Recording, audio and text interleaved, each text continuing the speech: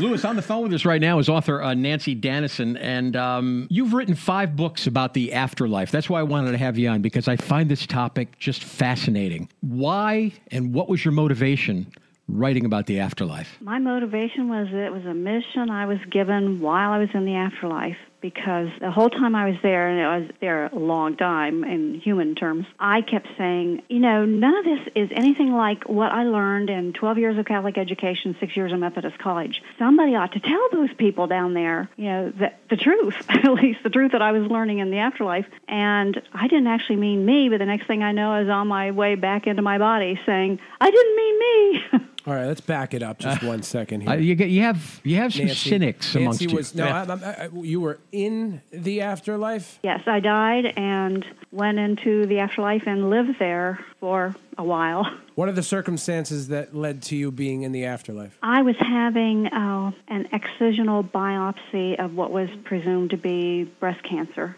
And because not all cancers form lumps right away, sometimes a radiologist has to stick a wire with a needle in it into the area as shown on mammogram so that the surgeon knows where to cut. And so I had that radiological procedure done twice with a local anesthetic, and I was allergic to the local anesthetic, and my blood sugar dropped really low.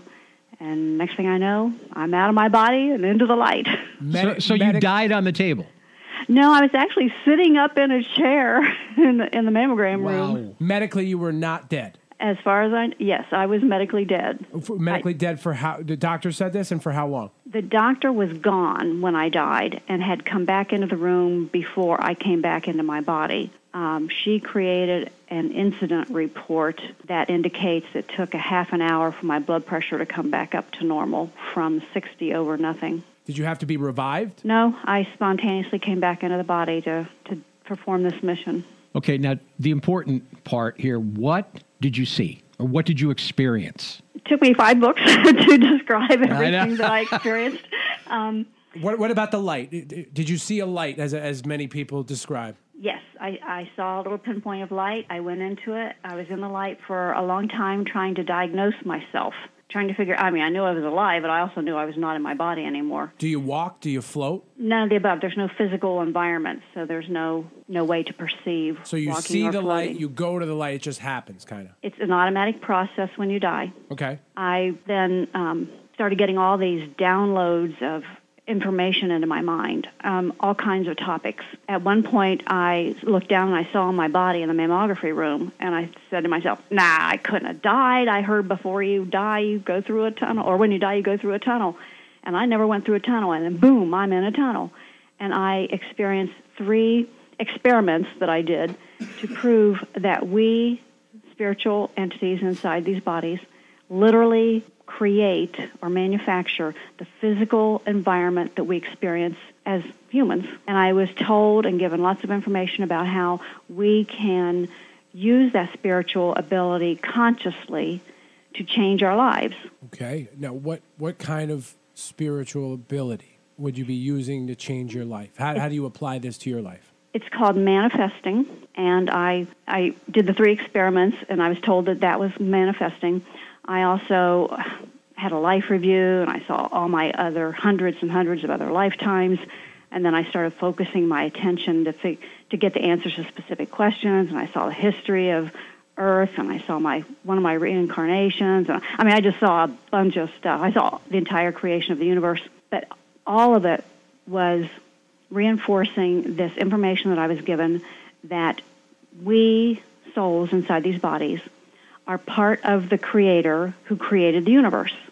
And because we are part of the Creator, we have the same ability to literally create physical worlds.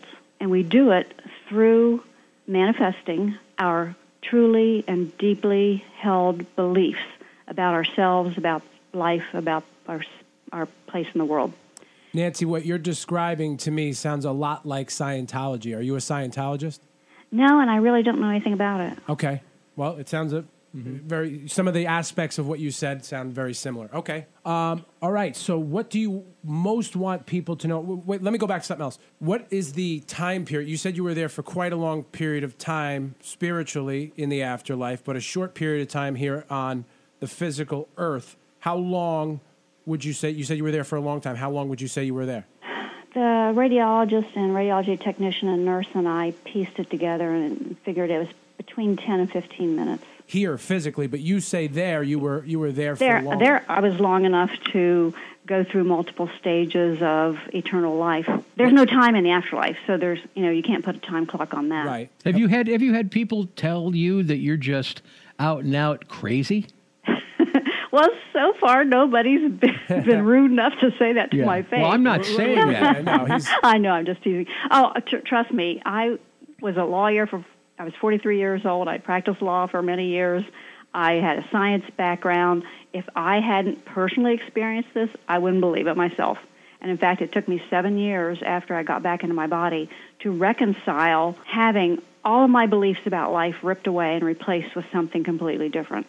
Well, what can people learn? What can you tell them? I'm sure it's in your book about what can you do when you're in your body and physical life.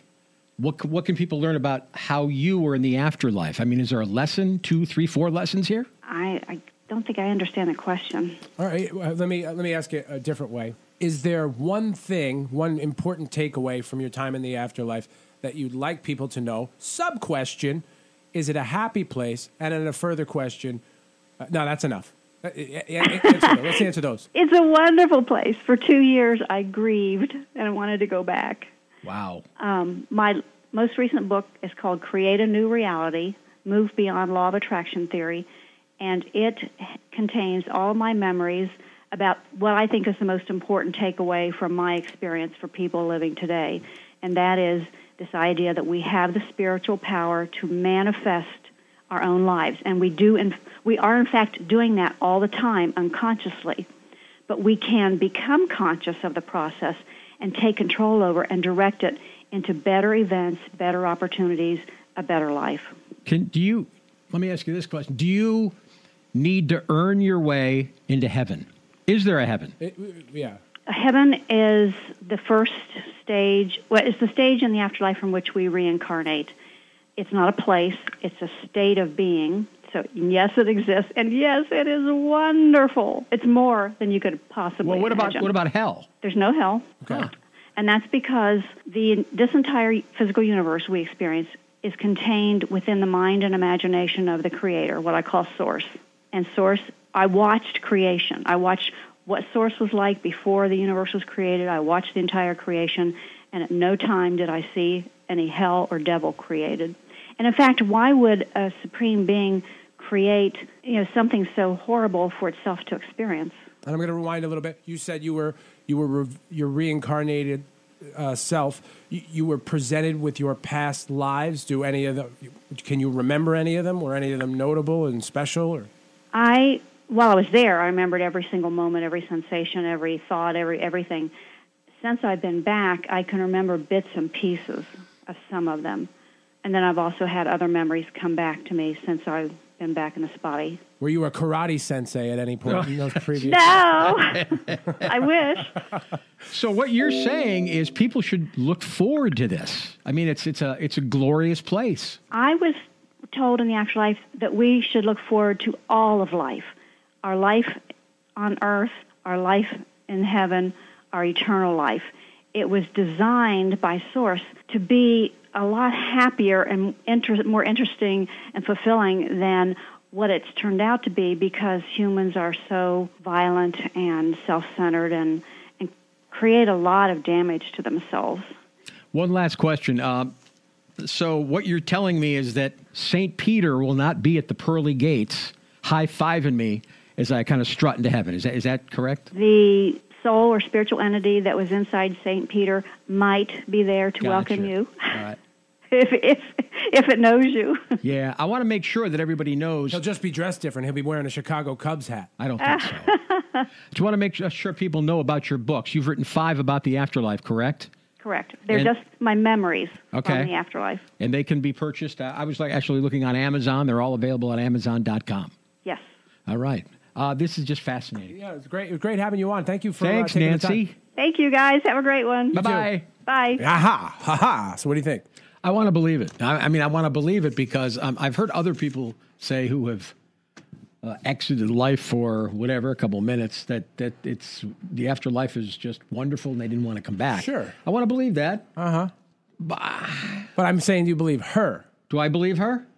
Yes, because I believe everybody. Well, what about the part where there was no one there to witness the fact that she died and she didn't have to be resuscitated? She's the only one. There's always complications. Well, I'm saying, you know. And I also have a hard time believing. I guess let me just put it this way. I shouldn't say I believe her, and I'll say it again. I just want to believe her. Okay, because I've never experienced. I understand your point. Yeah, but there are a lot of other people that you can choose to believe on the same subject. Correct. That might be saying something similar to her. I'm asking specifically. Her story has a huge hole in that she did not have to be resuscitated, and she's the only one who thinks she died. Medically, she said she didn't die. All right. And then I don't know if I buy that. A lot of what she explained sounded like Scientology, and then when I brought it up, she almost got upset and pretended not to know what the hell I was talking about. I just can't answer to that. You understand what I'm saying? I hear what you're saying. I'm over here doing business. I know. Okay? I'm trying to get to the what bottom. What does business have to do with the afterlife? A businessman giving her the business about her story. Okay, well, you don't and have some to things believe don't it. add up. I don't have to believe it. Fair enough. I want to believe it. All right, buddy. All right? You're a guy wanting to believe things, wearing a fleece. I understand you. Thank you to Nanci Danison. Her 5 books on her memories of the afterlife are available on Amazon.com. Hey, second round of Missed Headlines coming up in about 15 minutes, Lewis. Second coming up? Yeah. Okay, what do you want me to do? I just wanted you to pay attention to me. I'm in the middle of 6 things.